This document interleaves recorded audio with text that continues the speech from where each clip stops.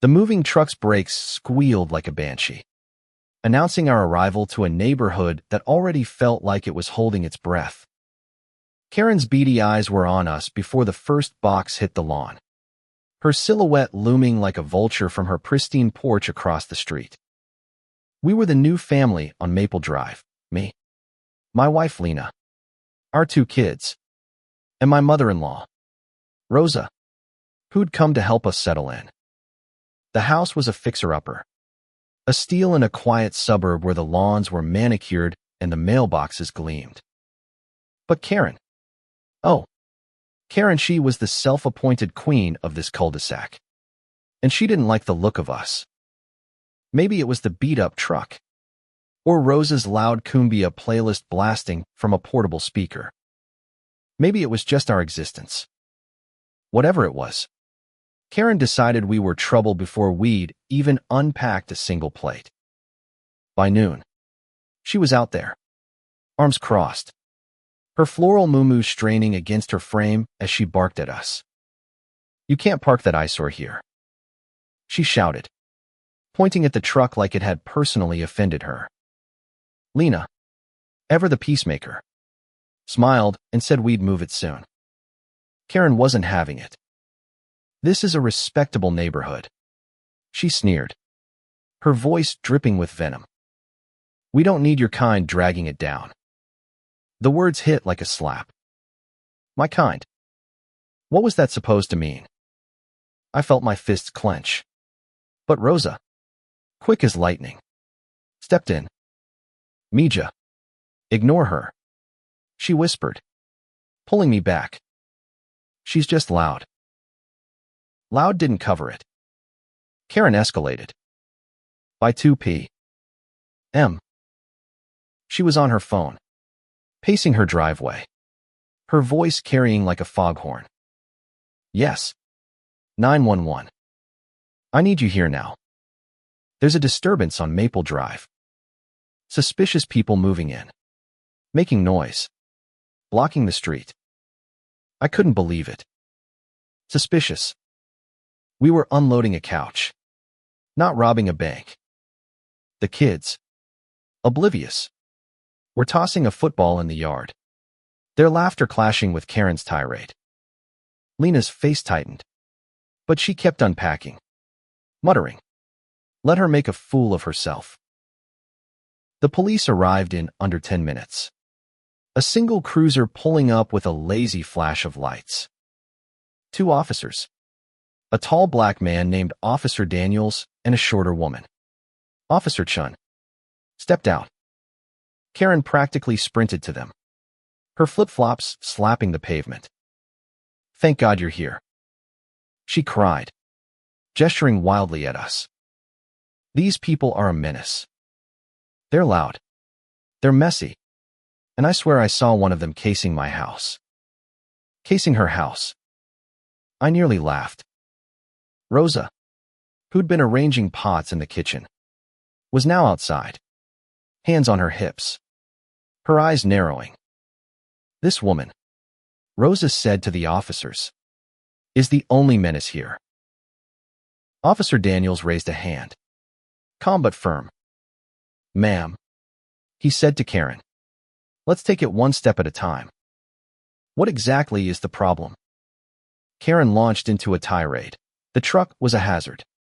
Our music was a nuisance. And we were suspicious. She kept throwing glances at Rosa, whose brown skin and thick accent seemed to be Karen's real issue. I could feel the heat rising in my chest. But Lena squeezed my arm. "Don't," she whispered. "She's digging her own grave." The officers listened, stone-faced, as Karen ranted. Then Officer Chun turned to us. "Mind if we ask you a few questions?" she said, her tone neutral. I nodded, explaining we'd just bought the house. We're moving in, and had no idea why Karen was so upset. Rosa chimed in, her voice steady but sharp. "She called you because she doesn't like us. That's it. We're not breaking any laws." The officers exchanged a glance. then asked Karen for specifics. What suspicious activity? Exactly. Daniels pressed. Karen faltered. Well, they're loud. And that truck. And I just know they're trouble. Her voice cracked, her confidence crumbling under scrutiny. The officers didn't look impressed.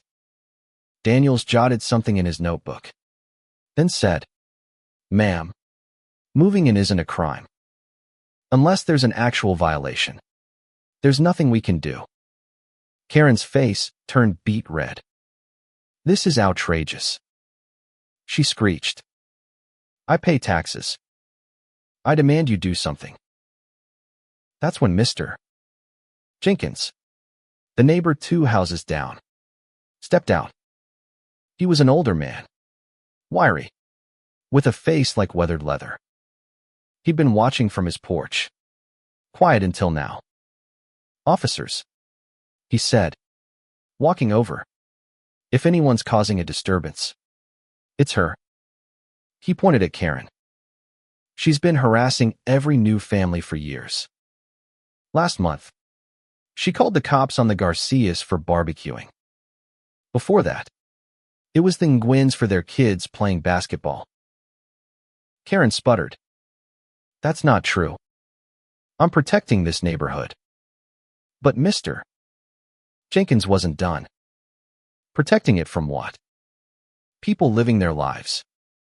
You've been a bully since you moved in, Karen. And everyone's sick of it. A murmur rippled through the small crowd that had gathered another neighbor. A woman named Sarah nodded in agreement. Karen's eyes darted around, realizing she was losing her audience. Then came the twist. Officer Chin's radio crackled, and she stepped away to listen. When she returned, her expression was unreadable. Ms. Thompson, she said, addressing Karen formally. We just got a call from your landlord. Karen blinked, confused. Landlord? What does that have to do with anything? Chin continued. He says you've been late on rent for 3 months and have ignored multiple notices. He's been trying to reach you. Since we're here, he's asked us to deliver this. She handed Karen a folded paper. Karen snatched it, her hands trembling as she unfolded it. Her face drained of color. An eviction notice. She whispered, her voice barely audible. This can't be right. Officer Daniels raised an eyebrow. Sounds like you've got bigger problems than a moving truck. Ma'am. The crowd went silent, the air thick with the weight of karma. Karen, the woman who'd spent years terrorizing her neighbors, was now staring at her own downfall. I couldn't help it, I smirked. Lena elbowed me, but even she was biting back a grin. Rosa, never one to hold her tongue, said loudly. What's that you said about respectable? Senora. Karen shot her a venomous look, but said nothing. She crumpled the paper in her fist and stormed back to her house, slamming the door so hard the windows rattled. The officers apologized to us for the trouble. She's called us out here before, Daniels admitted. Usually, it's nothing. You folks seem fine. Welcome to the neighborhood. They left, and the neighbors lingered, offering handshakes and stories of Karen's reign of terror. Mr. Jenkins told us she'd once reported his dog for looking aggressive when it was just a sleepy old lab. Sarah shared how Karen had tried to get her fined for planting wildflowers, claiming they lowered property values. As the sun set, we kept unpacking, the mood lighter now. The kids were back to their football game, and Rosa had turned the cumbia back on, softer this time. Across the street, Karen's house was dark, her silhouette visible through the curtains, pacing like a caged animal. I wondered what she was thinking, now that her power trip had crashed and burned. The next morning, a for rent sign went up in Karen's yard. Word spread fast. She'd been given 30 days to vacate. The neighborhood buzzed with quiet satisfaction. Mr. Jenkins brought us a pie as a welcome gift, saying, "You've already done us a favor by shaking things up." Sarah invited the kids to a playdate. And slowly, Maple Drive started feeling like home. Karen moved out 2 weeks later, her moo-moo flapping as she loaded a U-Haul with the same indignation she'd aimed at us. Nobody waved goodbye. The neighborhood didn't throw a party, but it didn't need to. The air was cleaner without her complaints. The street quieter without her voice. We'd come here looking for a fresh start. And in a way, we'd given one to everyone else, too. Sometimes, the loudest bullies fall the hardest. Karen thought she could control the neighborhood. But all it took was one 911 call her own to unravel her little empire. Life has a way of balancing the scales.